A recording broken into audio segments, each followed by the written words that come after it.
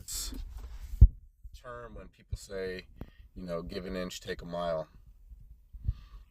Everything comes down to universal law and governing dynamics under the construction and creation of God.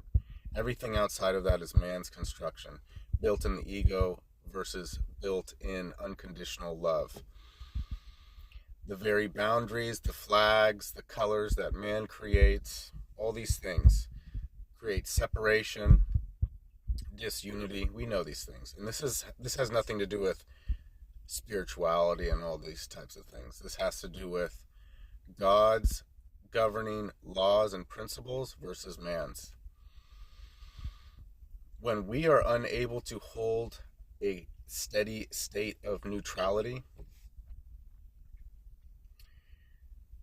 this is synonymous with being able to self-regulate, set personal boundaries for oneself, and in doing so, as we know, this reflects into the external world. Governing dynamics versus exploitation and manipulation over power dynamics is something that is very much woven into the nature of man. Man wants to dominate. Man creates the delusion that there is some kind of competition between him and the man or woman to the right or left of him. And when we spend time in any walk of life, in any space and time,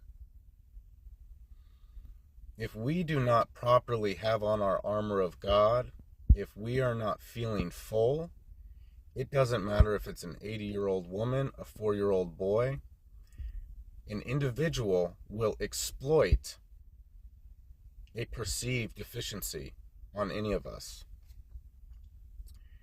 And especially children who are people pleasers and walk on eggshells and always try to fill the room and feel like to get validation from others, it has to be performance-based. These are all trauma responses.